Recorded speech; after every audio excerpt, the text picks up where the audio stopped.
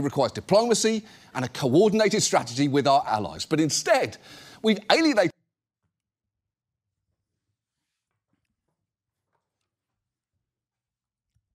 Not the IP theft. Oh no. Not the IP theft. I am, after all, Mr. Nintendo. I'm HP, not Hasan Piker, but Hewlett Packard.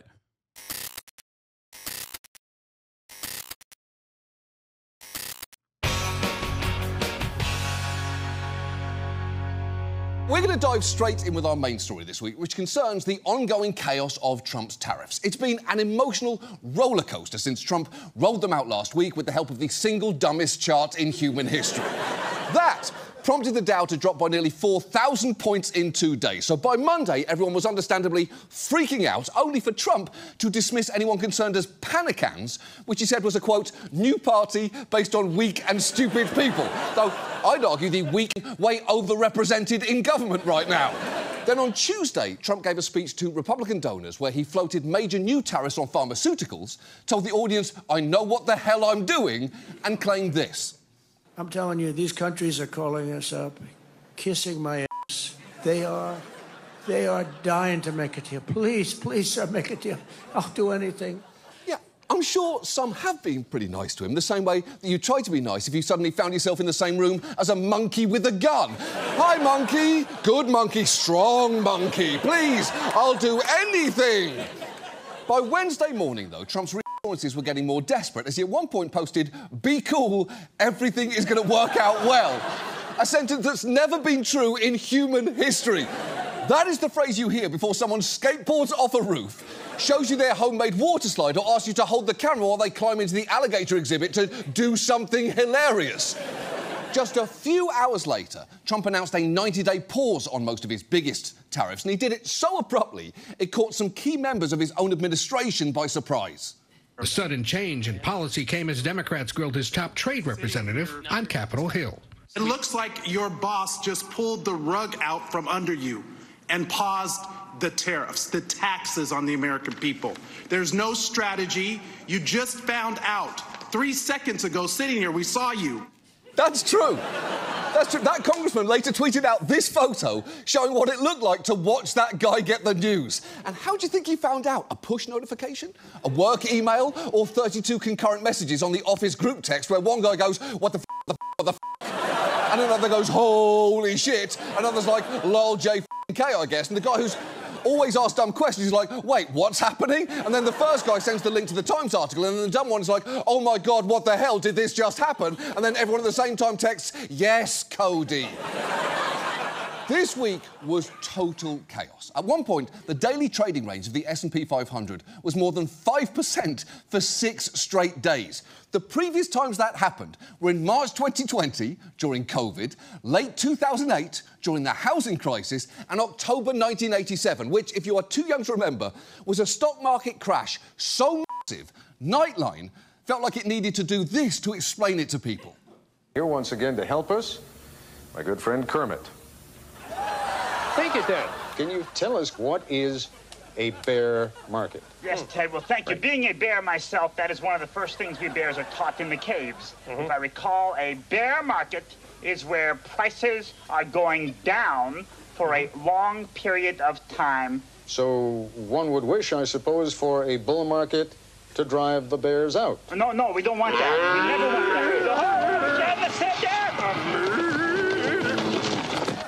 Yeah, they explained a complicated financial crash with Muppets. A sentence so this show coded, I'm genuinely surprised that we didn't think of it. Honestly, if Ted Koppel had a British accent, way less gravitas, and occasionally referred to Kermit as a bona fide swamp snack, I couldn't tell the difference there. And the thing is, the turmoil isn't over, because what Trump's left in place, including a baseline 10% tariff on all imports and a 100% tariff on China, is still a monumental shift in US trade policy. And despite what some in the White House claimed that the 90-day pause was part... I need the Rizzler to explain to me what's going on like this. Yeah. too bad. The We strategy don't even do that anymore. all along. We Trump used to be a country. himself seemed to admit that he did it in reaction to the markets panicking. I thought that people were jumping a little bit out of line. They were getting yippy, you know? They were getting a little bit yippy, a little bit afraid. Hold on. A little bit afraid is an understatement. People were freaking out about their 401ks. There were grandmas looking at their retirement plan and getting ready to open an OnlyFans to get through the next 5 years. And it wasn't just ordinary investors. One financial analyst wrote after talking to fund managers, a few have quietly wondered if the president might be insane. Which is fair. Everyone knows the right time to ask if someone might be insane is 5 months after you elect them president. Look, this week was incredibly stupid, but it's important to understand exactly how stupid it was because we're not out of the woods yet. And the damage the president's already done to confidence in our economic system could have lasting repercussions. So tonight, let's talk about Trump and his tariffs. Let's start with the fact that none of this should have been a surprise. Not only did Trump bring up the idea of 10% universal tariffs repeatedly on the campaign trail, he's been obsessed with the idea of punishing other countries with tariffs for years now. In fact, when he touched off a trade war with China in his first term, we spent 21 minutes unpacking it, and the arguments hold up pretty well, although I clearly do not. As evidenced by a YouTube comment from this week, which said, I thought this was a new episode until I noticed John's hair was darker and face looked younger, which is both hurtful and fair.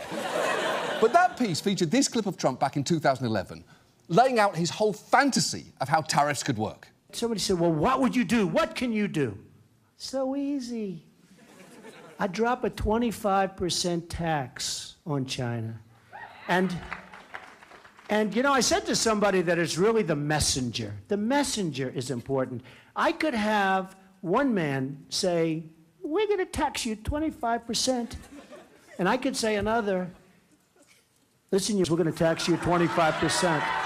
OK, putting aside how striking it is to hear the word on C-SPAN, I kind of wish he just kept doing the voices there. You could have one guy say, listen, we're going to tax you 25%, and you could have an Australian guy say, oh, you bloody dingo, we're going to tax you 25%, mate. Or you could have Bjork say, I would tax you 25 butterfly rainbow sneezes in happiness soup. There's all sorts of ways that you can do it, but the tariff is the important part. The point is, Trump has long believed that tariffs can fix our trade problems, and that's coupled with his insistence that trade is zero-sum, that if we buy more from another country than we are selling to them, we're somehow getting ripped off. But that is just not how it works, because we are getting things in return. As one Nobel-winning economist jokingly said, I run a chronic trade deficit with my barber. He never buys a damn thing from me, which is just an economist's zinger. Nevertheless, Trump applied both those beliefs to his initial tariff plan, imposing penalties on countries indexed to the size of our trade imbalance, which led to some of the incredibly stupid calculations on Trump's chart, perhaps the dumbest of which was actually explained pretty well by Jim Cramer. Let's go to the southern African nation of Lesotho, which My trot. had the misfortune of being one of the two most highly tariffed nations on Trump's list. They're being hit with a 50% duty on their exports to America. That happened because Lesotho only imported $2.8 million worth of U.S. goods last year, whereas we imported roughly $240 million worth of stuff from them. Now, the thing is, Lesotho's a really tiny country. Virtually everything we buy from them is either apparel or diamonds. But because it's a very poor country, they can't afford to buy much from us. So what happens now? To start, we're going to have to pay a lot more for any apparel or diamonds from Lesotho. Maybe we can replace the apparel, but diamonds? I mean, that's a lot harder. And the only way for Lesotho to get out of this jam is by importing more stuff from America, which it can't do because it doesn't have any money. So the president has likely just made things more expensive for Americans and not really changed the behavior of our trading partners. He's right. Shit. Jim Cramer was right. I think I'm going insane. And quick side note there, if you're thinking, hold on, did he say Lesotho's sitting on top of a load? You think that's a good analogy for these tariffs? It's like demanding your barber buy something from you since you spent money on their services? That's pretty funny. Except in this circumstance, the only thing you're selling is like the same product that your barber could get at a much more reasonable price, or, you know, or just something he literally cannot do anything with. I have a trade deficit with my grocery store. Oh, it's really tough. This grocery store is me over. load of diamonds, but they still don't have any money. I know, but we don't have time. That's a different story that I'm sure we'll do one day. I put a post-it note on my computer and everything. And while Trump's temporarily paused those huge tariffs on Lesotho and others, it is worth asking, what exactly is his endgame here? And it depends on who you ask. When the tariffs first came down, some in the White House insisted they'd be permanent trade barriers intended to raise revenue and bring jobs back home, while others claimed they were a scare tactic designed to help us negotiate more favourable deals. But those are two very different goals with different consequences for businesses and workers who badly need to know which to plan for. So let's take each scenario in turn. And let's start with the idea that these tariffs are designed to shut out foreign competition and ensure stuff gets made here. There are a few issues with that, starting with the fact that lots of things aren't produced in the US, sometimes because they simply can't be at any kind of commercial scale.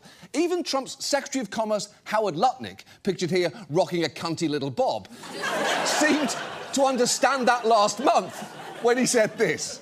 Certain products, if I put a tariff on a mango, right? We can't grow mangoes in America. We just can't grow a mango. If you put a tariff on a mango, the mango would be more expensive. So then that's just like another version of income tax. How do you okay, think so about... the idea is to not do that. Right. It's a good thing that they did do just that. Like, literally on mangoes and coffee and pretty much everything else. Actually, all they did. The problem is, when the tariffs... Yeah, it wouldn't be like an income tax. It's so funny because these guys are so fucking right-wing that the only enemy that they have is income tax. No, it's just a sales tax. It's a universal sales tax. That's what it is. Or announced, mangoes weren't exempted, so we did do that. And sometimes it feels like the best way to ensure Trump does something is to tell him not to do it. He's like a toddler, both because his brain is unable to grasp negations and also because he has a short torso, huge head, always looks like he's about to fall over and won't let anyone brush his hair. That same logic applies to other crops like coffee and bananas, but that is not all, because it's also not easy to make electronics here. Take the Nintendo Switch 2. The company paused pre-orders for it this week because they didn't know how it'd be affected, as this analyst explained. They got to figure out what they're going to get charged. Do they charge 50% more? Do they charge double? Do they even ship them? How much of this is made in the U.S.? None of it. None of it. That is a good point, but an even better delivery of it. I want that guy on hand to respond to all other situations. How much birthday cake is left in the break room? None of it. How much of the Severance goat plot did you actually understand? None of it. How much of Trump's trade briefing did he genuinely read? None of it. And if you think, well, hold on, why don't we just build a switch factory here? Well, when it comes to high-tech goods, key components have to be sourced from complex global supply chains. So it's not a matter of simply building a factory. There is a lot more to it. How much would it cost them to start manufacturing switches here in the U.S.? Tens of billions of dollars. Billions? That's because of a supply chain that's been built over decades. It would take 4 to 5 years to even build and get done a factory here in the U.S. And the reality is the assembly, the supply chain's in Asia.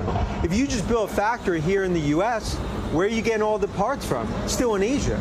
Yep. Exactly. And some of those components are presumably about to be subject. Damn, dude, who could have thought about all of this? Not the administration, of course. Dude, you want to know what the funniest part about this is?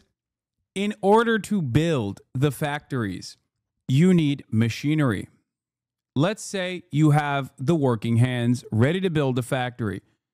Where do you get the machinery from? Also fucking Asia. So you can't even, there's no, it's like assuming that someone who's a socialist has to exist outside of global capital. Like, you can't do it. America, the heart of empire, the heart of the design, the grand design that we have created, mapped out for global capital, now saying, I don't want to play no more. I don't want to be a part of this. You built it. You built the economy, dude. The fuck do you mean you don't want to be a part of it anymore? How are you going to get out of it? Protected to heavy tariffs. And quick side note, among the many things that I'm mad about right now is the fact that I have to spend time talking about how tariffs will impact the Switch instead of what I really want to talk about, which is that I only just learned the president of Nintendo in America is named Bowser. That man, I don't shit you even a tiny bit, is called Doug Bowser. Now, if you don't know, Bowser is quite famously the primary antagonist of Mario, the face of Nintendo. Now, in the comedy world, the president of Nintendo being named Doug Bowser is like someone gently setting a ball on a tee, handing you a bat and saying, please, have fun and swing away. But unfortunately, because this guy doesn't understand economics, I have to look at real Nintendo president Doug Bowser and say, sorry, everyone, no time for that. We've got math to do. It's a truly sad state of affairs, or to put it another way... Oh, no! Exactly. The point is, if these tariffs stand, they could have the opposite of the intended purpose, as some business owners might realise it's now cheaper to have a factory outside the US and not have to deal with tariffs. But let's say that despite all of that, we still want all those manufacturing jobs that we lost to come back home. First, as we've discussed before, a lot of them simply don't exist anymore because they've been automated. And second, even if we wanted to build brand new factories, it's worth knowing these new tariffs mean higher material and equipment costs for manufacturers wanting to do that. And in fact, tariff-swollen building costs have already helped to kill a $300 million plastics recycling plant in Erie, Pennsylvania, which is a real shame for multiple reasons, including that it would have helped make Erie, Pennsylvania, known for something other than the town that boiled a Revolutionary War general's corpse in order to separate his flesh from his bones so they could ship him back to his hometown. The idea there being, they reassembled the skeleton once he was in his final gravesite, but you guessed it, some bones wound up falling out of the wagon on the trek, as bones are wont to do. It's an incredible story, and thanks to the full recycling plant, remains the only thing I will ever know about Erie, Pennsylvania. And even if we do end up bringing some manufacturing jobs home, you also have to factor in that other countries will put tariffs on our goods in return, which will hurt other industries. The current massive tariffs on China are incredibly worrisome for people like this soybean farmer in Tennessee. That trade relationship with China was built over decades and decades. Will Hutchinson, a fourth-generation Tennessee farmer, says he is very concerned. This is going to have an immediate and drastic impact to our ability to compete on the global marketplace for our goods that we produce here in this country. Yeah, that literal soy boy is right. This is pointless. If I wanted to watch long-standing relationships destroyed in an instant, I'd just go to a basketball game to see which couples act weird when they end up on the Jumbotron. You can enjoy relationships falling apart without jeopardising the global economy. And at this point, I'm sure some Trump supporters are saying, well, these were never intended to be permanent. It's that second possibility that you mentioned earlier, that the tariffs were always just a way to give Trump leverage to renegotiate bad trade deals. And after he announced that 90-day pause, that was definitely the message getting sold. This is the art of the deal. This shows how strong our president is. A huge win for the president, a huge win for the country, his biggest accomplishment. I like that he's doing this on the economy because it's like undeniable. It's just something that virtually all of the delusional fucking losers that under other circumstances could just like shelter you from the public, like shelter the public opinion from the truth on. This is the one area where you can't really do that because it's just numbers and it hits your wallet. No, they're denying it, but it's not, people are not believing it. That's my point.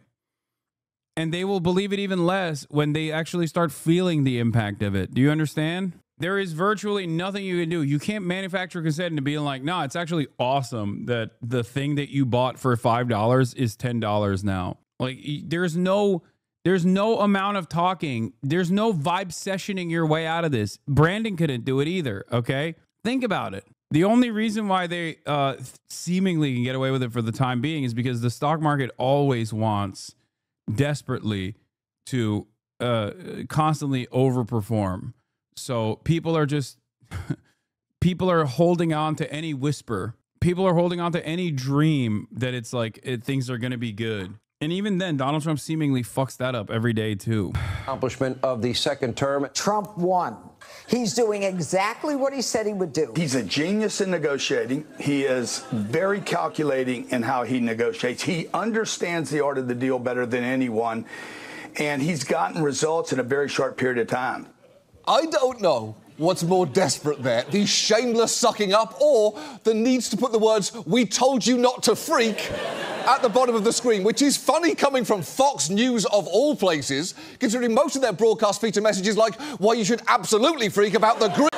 But let's at least consider the possibility this was all about gaining leverage for negotiating new deals. That was definitely the White House's spin after the pause was announced, with Trump's Treasury Secretary claiming it had happened because the tariffs brought more than 75 countries forward to negotiate. But a couple of things about that. First, the White House said it will not be releasing a list of the countries that had allegedly done that, so, you know. And remember, Trump's openly admitted the key reason for his climb down was people got the yippies.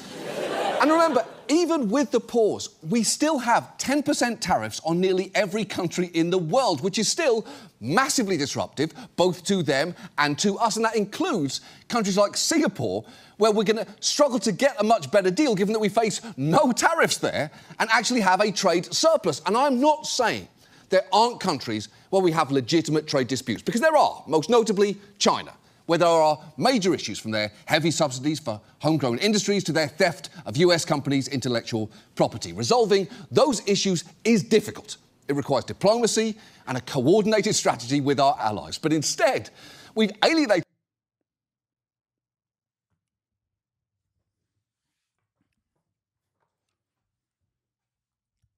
Not the IP theft. Oh no. Not the IP theft. I am, after all, Mr. Nintendo.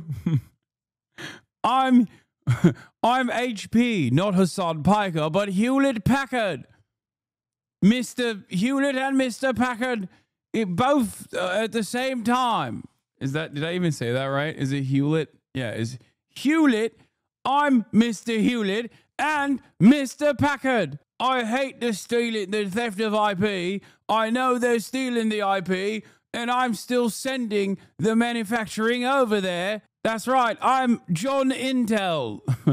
I can't believe the Chinese are stealing our IP.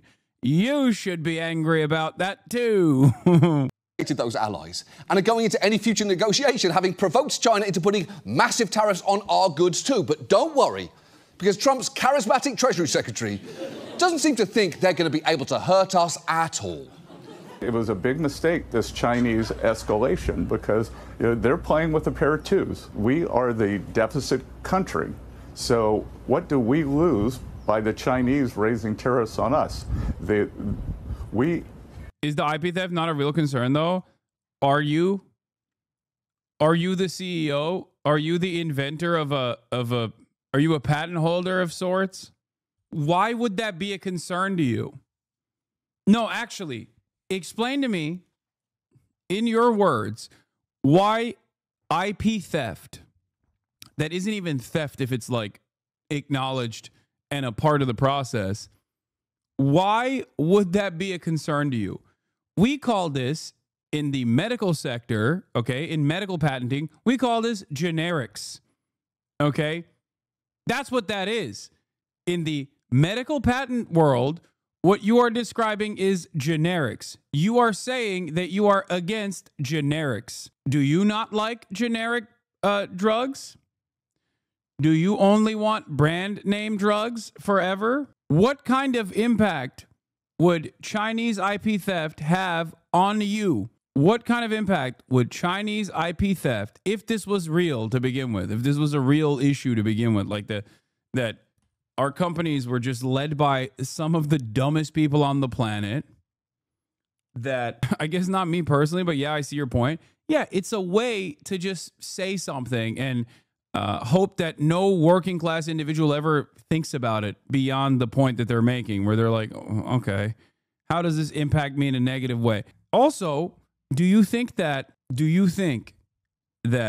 the American capital owners, like the American billionaire class and the millionaire class that ship manufacturing overseas, were just like blindsided by this? Do you think that after fucking 40 years of manufacturing, where they're still and still complaining about IP theft on the other side, do you feel like at a certain point, maybe you're fighting a battle that they're not fighting? Or are they just the dumbest people on the planet where they're like, well, I don't get it. They're doing IP theft. Okay. Brother, you're there. You're building it there. Do you see what I'm saying? Do you think the sneaky shy comrades were able to be like, no, we won't steal your IP, of course. And then they kept doing it. And then everybody was like, oh, no, oh, they're stealing it. But also, maybe they won't steal it next time. Like, is that what you think was going on? And that's why they continued manufacturing in China? They cry about IP theft because why don't you care about my profits doesn't have the same ring to it. Exactly. Maybe after the first decade, you should have been like, I don't know. Maybe we shouldn't build stuff here. Because after the first decade, okay, no, it's a genuine concern with regards to RP for technology and software. Ask Murad that question.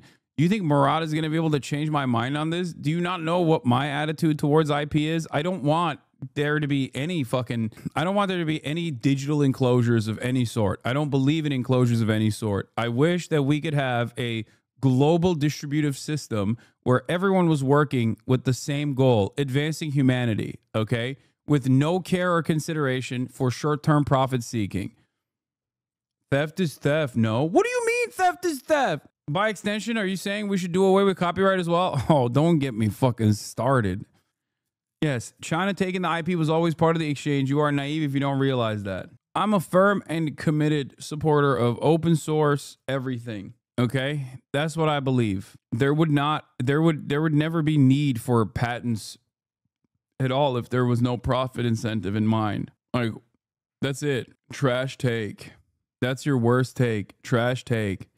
I know. Here come the tiny artists who think that like copyright or IP theft actually protects them against big corporations, and it's not just a way for big corporations to keep churning out profits.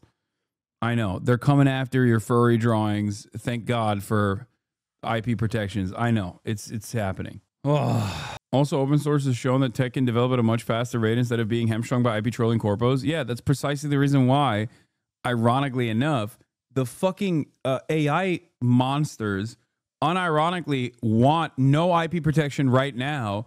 And then once they suck up all the data that's readily available, then they want to paywall it. How the fuck do you think open source AI, how do you think AI works? Like there is definitely an argument that I will entertain as far as protecting your labor, okay? For a time period.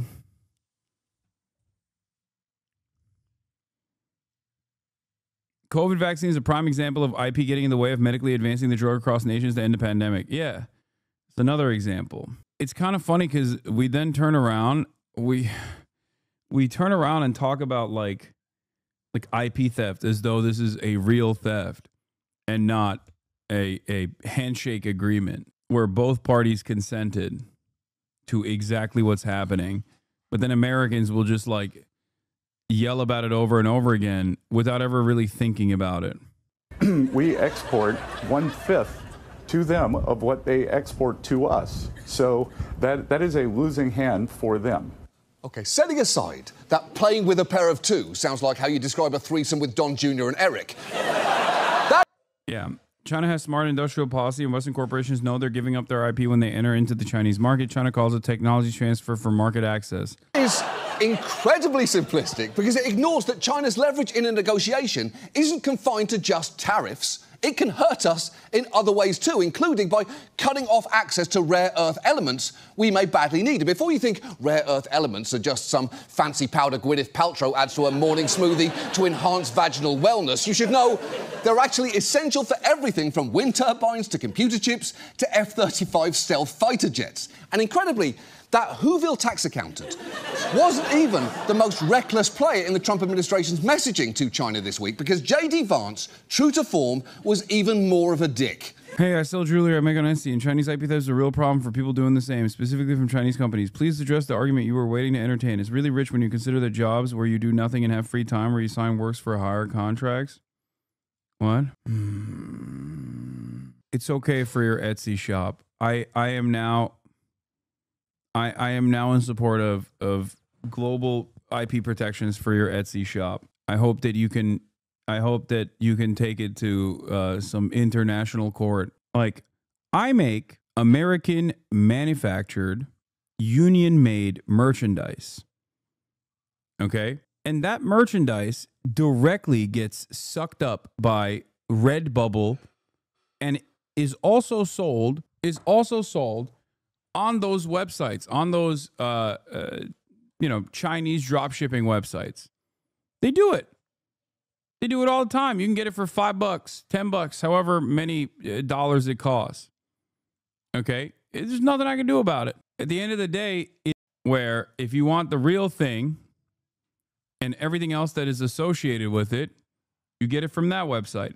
If you don't have money to get it from that website because you don't have $35, then yeah, get it from China. Nothing I can do about it. You are a millionaire. Of course, IP theft doesn't affect your well-being. Sometimes take the dumbest stance just to own the libs omega law. No, you dumb fuck. It is, first of all, what fucking millionaire doesn't care about their own profit margins? It's because I have a very different attitude towards this sort of thing. That's the example that I'm making. That's the example that I'm giving. Directly, every fucking aspect of my commentary or the things that I do here, okay, I release the IP on so that there can be a fucking robust HasanAbi Clips industrial complex.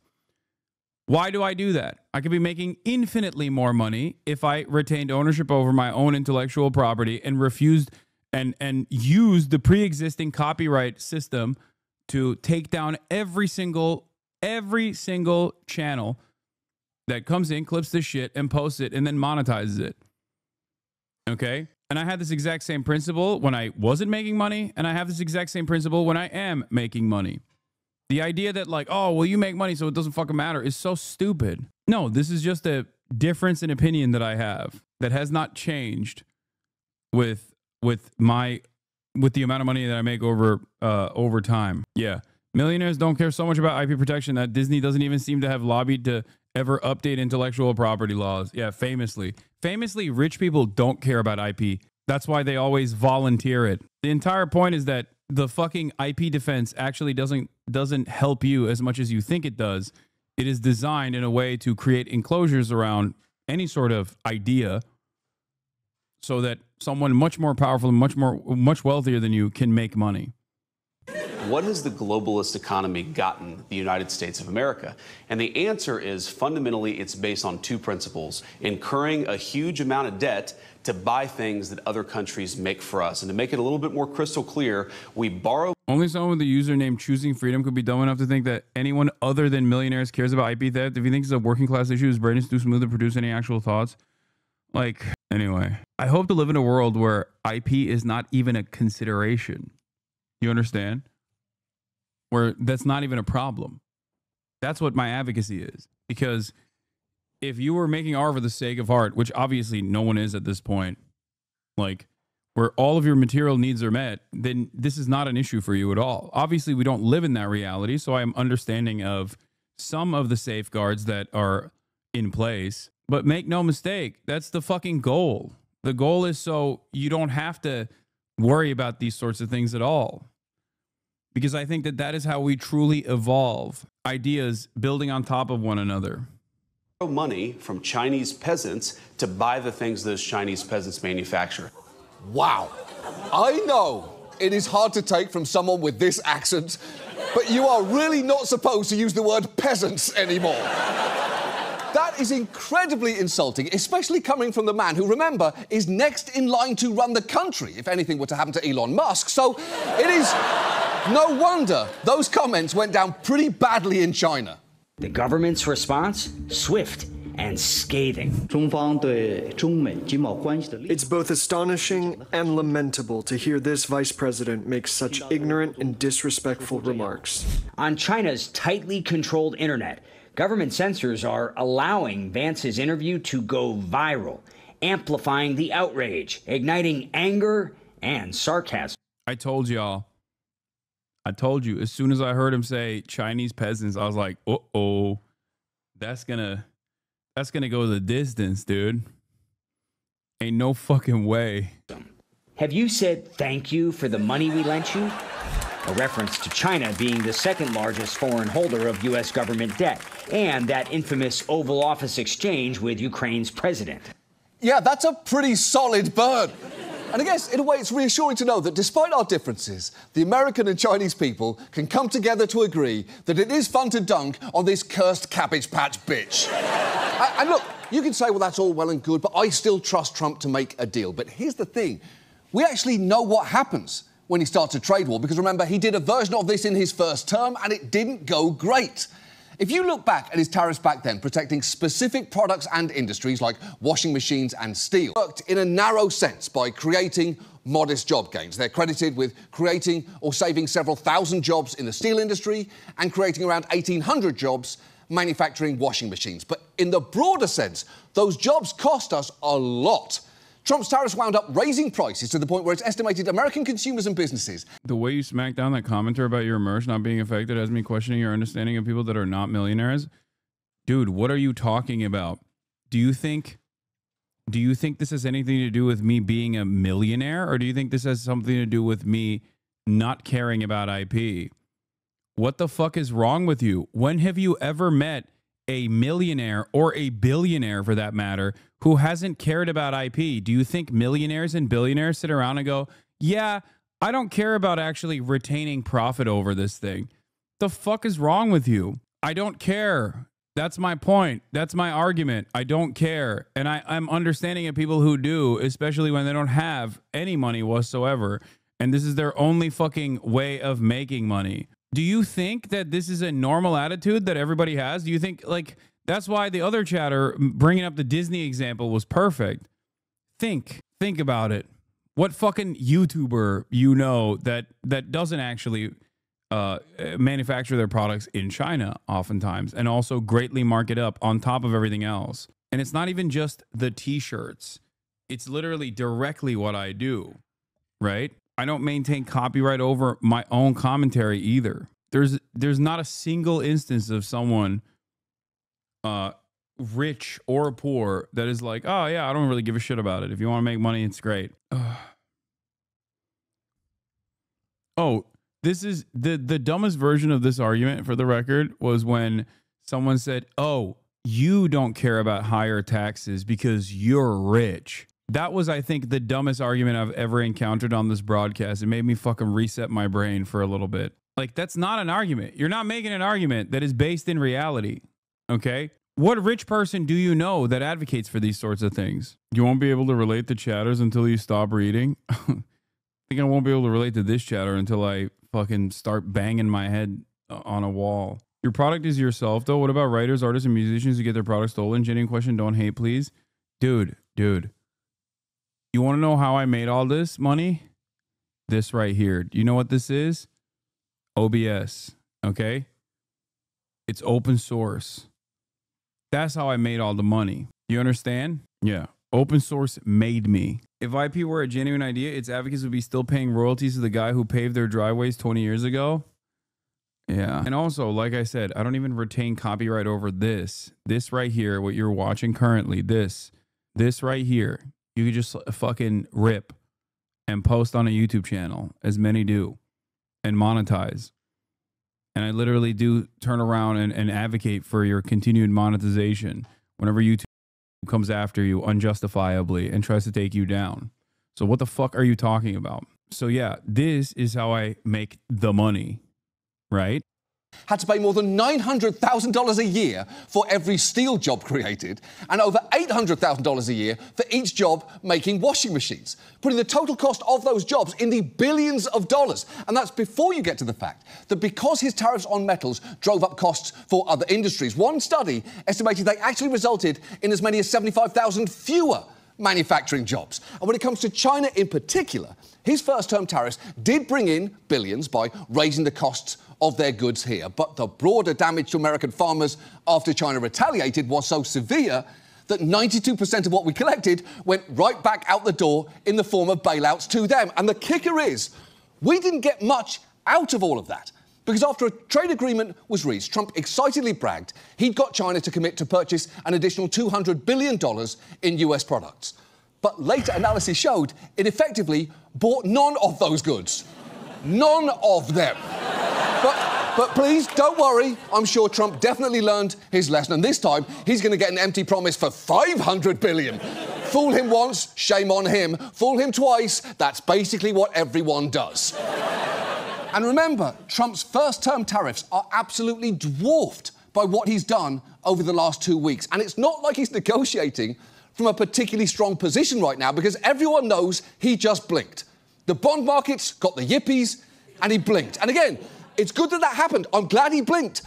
But it's weird to claim it's a brilliant negotiating tactic when you've already backed down before a single deal is reached. And the thing is, this could all cost us an awful lot, because maybe the most striking thing over the past 2 weeks has been the degree to which it's become clear the world's trust in America has been shattered. This isn't just the ordinary give and take of negotiations. Countries are openly saying things are different now. Canada's Prime Minister actually summed it up pretty well the day after Trump's initial round of tariffs were announced. The global economy is fundamentally different today than it was yesterday. The system of global trade anchored on the United States, that Canada, since the end of the Second World War, a system that, while not perfect, has helped to deliver prosperity for our country for decades, is over. Well, this is a tragedy. It is also the new reality. Wow, that is a bleak thing to hear. Tragedy is the new reality is a grim summation of the state of world affairs, but also, I'm just going to say it, kind of a fucking bar. Honestly, you slap that title on a new Fall Out Boy album, the girls are going feral. And it's not just world leaders. Investors are making it clear they no longer have the trust they once did in the stability of the American economy. Usually, when the stock market drops, the market for US government bonds improves because they're seen as a safe investment. This week, though, they both went down, which is a terrible sign. As one economist put it, investors and central banks are selling treasuries and dollars due to a loss of confidence and credibility in American assets. Financial chaos has its cost. That is bad. And by the way, that is from Friday after the pause was announced. And that is the thing. While everyone may want to pretend that this crisis is past us, it's just not. Even Chuck Schumer seemed to miss that point when he tweeted out, "History will remember April 9th, 2025, as America's actual Liberation Day, the day that President Trump backed down from his ridiculous tariff fiasco." Except he didn't. But it's not over, Chuck. We dodged a bullet, but the monkey still has a gun. And incidentally, if anyone watching this is close to Chuck Schumer right now, please take his phone, take it out of his hand, and throw it into the fucking ocean. So what do we do? Well, ideally, Congress would realise just how close we came to financial Armageddon and take away the president's power to unilaterally impose tariffs. There's actually a bill in Congress right now, co-sponsored by Chuck Grassley, that would require the White House to justify tariffs and then give lawmakers the opportunity to reject them within 60 days of enactment, which seems more than reasonable. The problem is, you're going to need 67 votes to beat a presidential veto, and Republicans like Senator John Kennedy are refusing to sign on using this logic. I have not joined the Grassley bill. I'm not likely to join the Grassley bill. The Grassley bill will not pass, and I just think it's a distraction. The most immediate question for me is, the president is a pit bull. He's won. He's caught the car. The question is, what's he going to do with the car? Rhodes Scholar, all of a sudden, singing quite a different tune.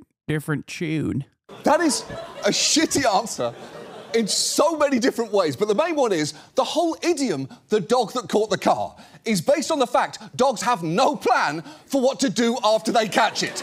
That is damning enough alone. No one says he's like the dog that caught the car as phase one of the dog's long-term manufacturing. Also, you're a co-equal branch of government. It is your job to stop that dog, not stand back and say, I don't know, guys, let him cook.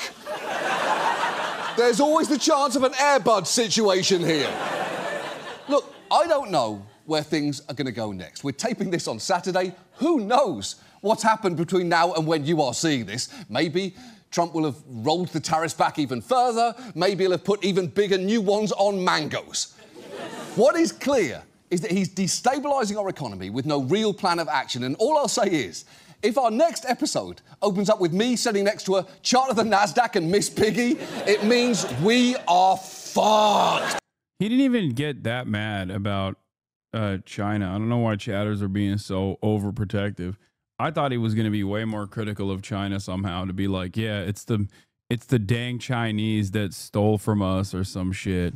You know what I mean? Yeah, it was tiny, and it created a much larger dispute where every small business owning artist in my chat is now up in arms and wants to kill me because of my takes on IP that I have repeated a million times over. IP protections for small business owners that are artists themselves, artisans themselves, that is helpful, albeit marginally, for you. It's majorly helpful for big business owners. I was joking. Nobody believes that shit, right? No, everybody believes that. Yes, there are a lot of people who believe that in here. You know what I mean? Anyway. Yes, but just because something that enables my livelihood under capitalism happens to also be wielded by megacorps doesn't mean it's inherently flawed as a concept. It just means that capitalism and the massive wealth inequality and class system here is flawed. In a world where there was, in a world where all of your material needs were met, you would do this just for the sake of not money, but you would do what you're doing for the sake of credit. I'm not saying that people shouldn't be fairly compensated for their work. I think they should be. I do think, however, that IP in and of itself is another form of enclosures and unfortunately gets used and abused by big business for the most part, rather than used as a way for small artisans and artists to be able to defend their intellectual property. I'm much more understanding of IP or some kind of patent structure for something like art as opposed to tech and medicine and things of that nature. Why do people get so sensitive about your opinions, not a groundbreaking take? Because it feels like people that, like everything else that I say, feel as though I'm coming after them directly, individually, hurting them, hurting their business, hurting their livelihood. Every time we have an IP conversation, this comes up, and people get mad at me and say, dude, you just want me to die. No, you're being obtuse and not nuanced. That's a bad faith take from you, which is disappointing. Can you please read my actual question? You're not discussing the actual point. Why does SAG-AFTRA go on strike? Come on, dude. Shut up.